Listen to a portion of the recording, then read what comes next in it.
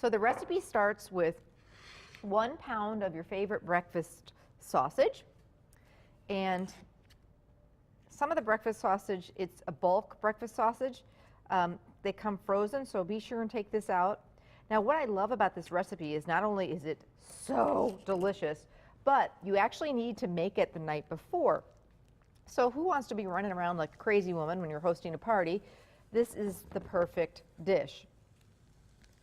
You can get this done the day before, get it parked in your fridge, and then quickly dress it up. A couple things that you need to do in the morning before you throw it in the oven, and it is a wower. Like I said, my sister-in-law is a very, very healthy eater. She's just super, she's a personal trainer, and she just really watches everything that she eats. And so we were together during the holidays. My husband Bob's family lives in Cleveland, so we were there for one of the holiday season, and I made this brunch bake for everyone to have Christmas morning, and she could not get enough of it. In fact, I made 2 of them because Bob's got a big family and all the nieces and nephews and all that. So there were some leftovers, and the next morning, like I said, I caught her eating this cold out of the refrigerator. True story. And I was like, you're so busted, but it's all good because you're eating this, and this is my recipe, and it's not the healthiest. So she's like, it's so delicious, even cold. Anyway, okay, so just browning up my bulk sausage. And this is one of the recipes in one of my cookbooks. It's just one of my all-time favorites. Everybody loves it. It's just a little bit different, which is so great. And by the way, speaking of holiday cookbooks, lots of cookbook signings coming up. So track me down, come on out and see me. I'd love to sign a cookbook for you and meet you and hear about your favorite holiday recipes. Okay, so I'm going to let my sausage hang out and do its thing here.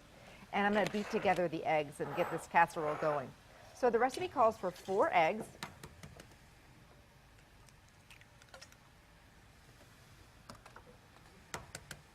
I can't believe this season is flying by so quickly, and there's still people I want to get together and see. So that's why I think, like I say, a brunch is a great one. People normally have some time,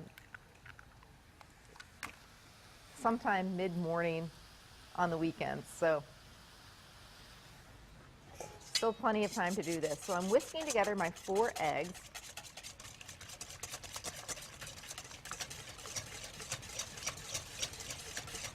And in with my eggs, I want to do some wonderful, our favorite Lamer's milk. I'm using whole milk, but you can actually use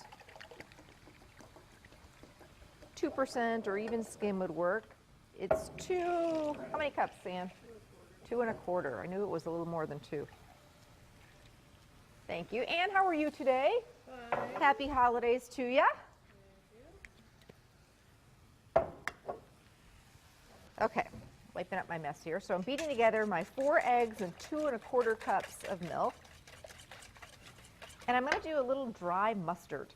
Just going to give these eggs a little bit of flavor.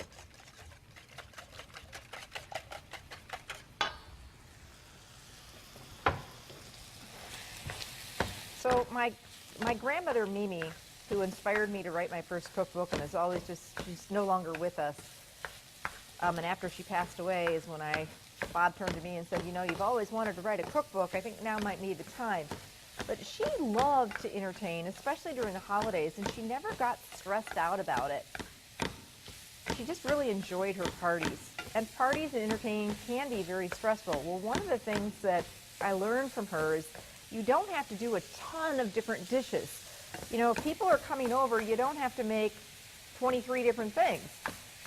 For a brunch, you can keep it pretty simple. You can do this brunch bake, maybe a nice, pretty fruit salad, and you don't have to, you know, cut up all the fruit if you don't want to. You can go pick up that at the grocery store, already done for you. Then bake up some muffins, or, you know, I do a wonderful cranberry orange bread, or in a pinch, pick up some muffins or a coffee cake. Have some coffee, some juice, maybe you want to, you know, do something sparkly, so a mimosa, and call it a day. You certainly don't want to be in the kitchen the whole time, so much of this you can get done ahead of time. This brunch bake, you know, you can have your fruit salad done the day before, you can have your table set. Okay, sausage is looking good. Just using the chop and stir to make sure it's nice and crumbled and no longer pink. Okay, now taking a nice big casserole dish, spray the dickens out of this, because this is a sticky one, as most brunch bakes really can stick to your casserole dish. And then we're going to take 1 bag of a garlic flavored crouton, or bag or box, however they come, and throw that into the bottom of our dish. In fact, the bags of croutons keep getting smaller and smaller, so that is not as, when I used to be making this casserole years ago, those bags of croutons were much more full. I'm looking at Ann. So in this case, I might do 2 bags of the croutons. So now we're going to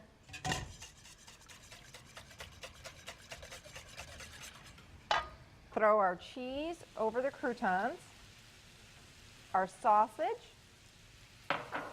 cooked crumbled sausage,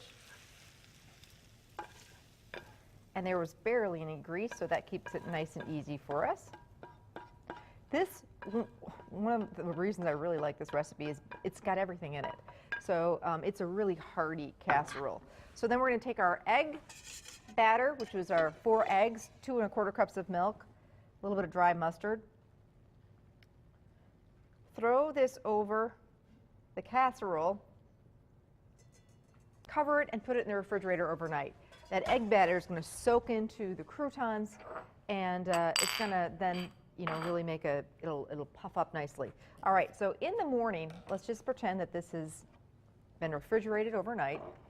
So I told you there was everything but the kitchen sink in this casserole, and just really filling and delicious.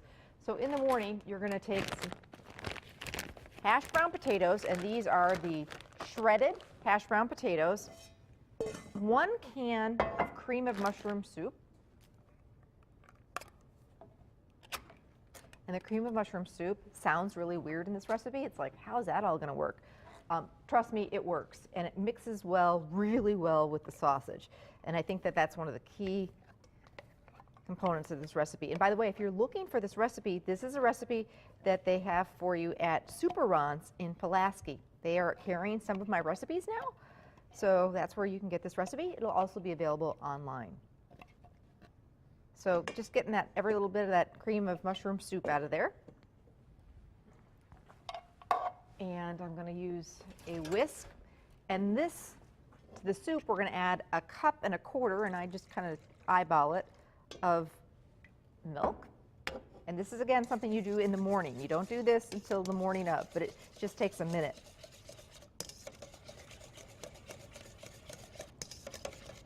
So we're going to take, after this is refrigerated overnight and the milk, egg batter has soaked up those croutons, we're going to take the cream of mushroom soup, and I want to get every little last bit of this out of here. Bob is crazy insane over this casserole. Loves it.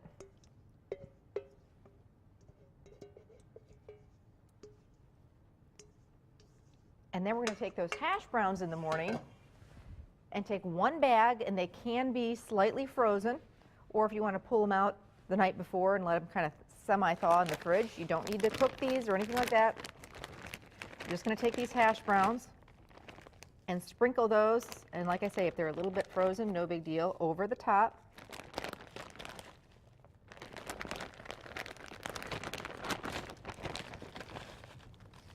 This casserole just keeps getting better and better, doesn't it now?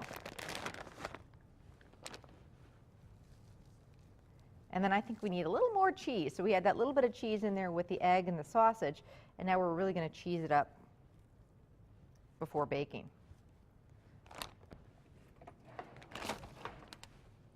So we've got another couple cups of cheese. Shredded cheddar is my cheese of choice. If you wanted to do a little kick to this, pepper jack would be great. You could do a blend of Monterey and cheddar, but we're sticking to the way that we like it in our house, and that's loads of cheddar cheese. And then we're going to do some paprika just to make it look really pretty on top. This casserole, warning, needs a little bit of time to bake, a good hour or more. So lots going on in here. So sprinkling the paprika over the top. You want to cover this casserole and bake now at this point, once it's the morning, 325 for an hour. Uncover Take that foil off, bake another 10 to 15 minutes until this casserole is nice and bubbly. The cheese is all melted. And yeah, bring this out, watch everybody light up. It's best to let this sit for about 10 to 15 minutes before you try and cut it. But this is over the top, my all-time favorite brunch bake. I make this at all the holidays. I would be in the doghouse if I didn't, and I do like to serve it with a nice big fresh fruit salad because this is so rich and hearty, and some sort of a sweet treat, muffins, coffee cake, my homemade orange cranberry bread, something like that. So we will put the recipe on our website. You can also pick this up at any area, actually at Super Ron's in Pulaski. Coming up, we are making gingerbread waffles, Santa pancakes. We have some unique gift ideas, and we're headed to my house to decorate my kitchen for the holidays. Wait till you see how festive it is, and we can show you how you can do it at your home too. So stay with us. We'll be back.